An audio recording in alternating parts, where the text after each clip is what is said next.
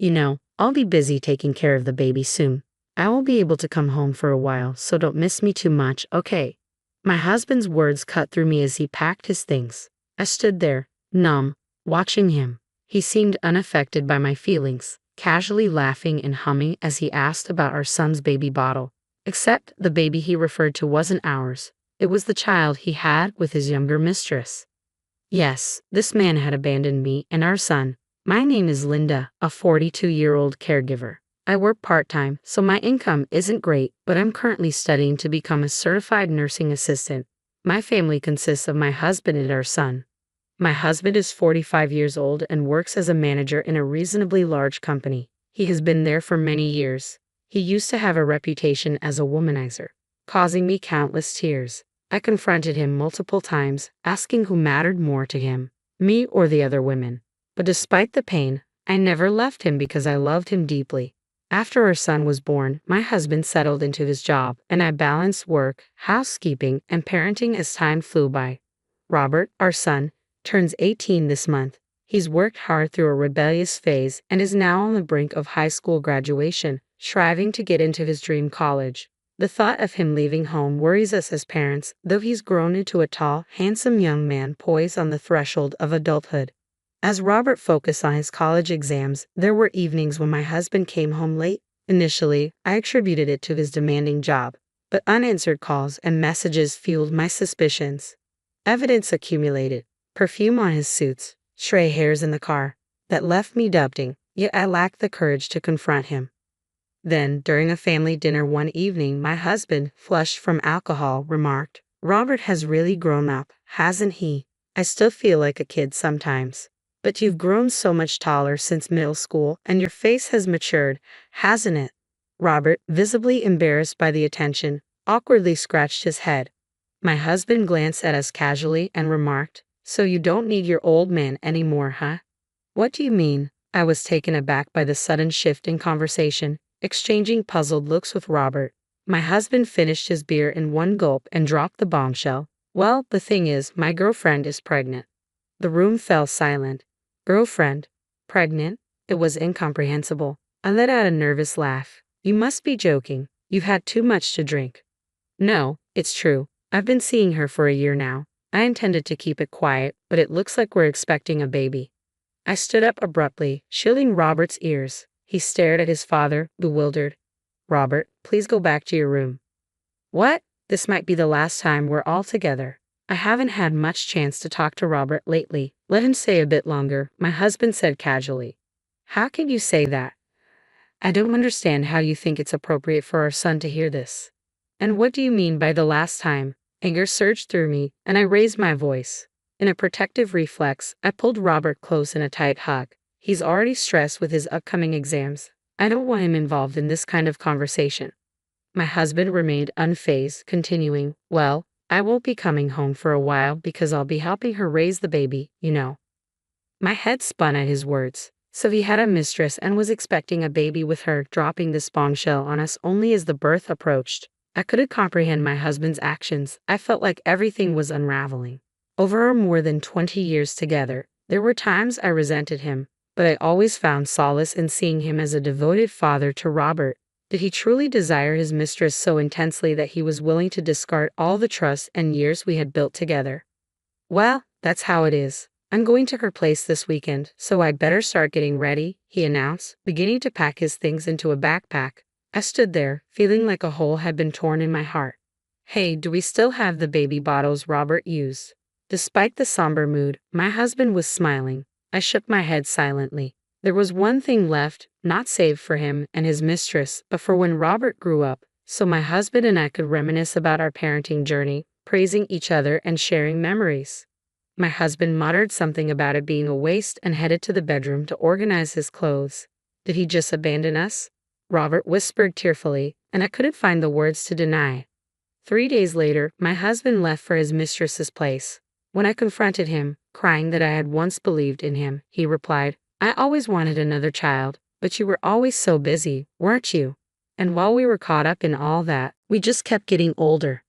I knew we couldn't have another one. I forced a laugh, the pain cutting deep. Robert held back tears, leering at his father while gently rubbing my back. What's with that look? By the time I'm back, I won't be here anymore. Are you okay with that? You're an adult now, right? You've lost that childlike charm and aren't as cute anymore. I've heard my girlfriend's baby is a girl, so I might end up liking her more than you. Robert lunged at his father. He flinched momentarily, but then met Robert's glare head-on.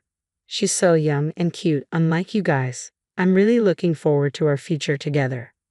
Yeah, I get it now. You're the worst dad. At least now Mom and I know where we stand. I joined Robert, finding my voice. Know that there won't be a home for you to return to anymore. My husband, his expression annoyed, shrugged off Robert's grip and departed without a farewell. Robert stood by me, supporting me as I felt my strength wane. We didn't sit idle after learning about my husband's mistress. We had already begun planning our next steps. About 2 weeks later, my husband called. He chuckled, mentioning how smoothly things were going with raising their daughter, who he described as adorable. He even sent a photo of his mistress holding the child, igniting a simmering rage within me. Unknowingly, he provided us with evidence. I saved the photo and began recording our conversation, amazed at his recklessness. Then, right on cue, his mistress took the phone and started talking. Are you the wife? I'm sorry I've taken your husband all for myself, but we have a child together now, so it can't be helped, right? Well, yes, raising a child can be tough. I'm glad you understand. When your husband first mentioned you, I thought you were just a weak person who couldn't do anything but cry. But that's clearly not who you are. So that's what he had been saying about me to his mistress. Half a year ago, those words would have cut deeply, but now they left me numb. My love for my husband had long since faded. You knew my husband was married with a child, and yet you pursued him anyway. I didn't know at first. He never wore his wedding ring when we were together, so when he finally told me, it was a surprise. But it didn't change my feelings for him. We're meant to be together forever. It's a good thing they're both so clueless. This would serve as evidence that the mistress knew my husband was married and still continued their relationship.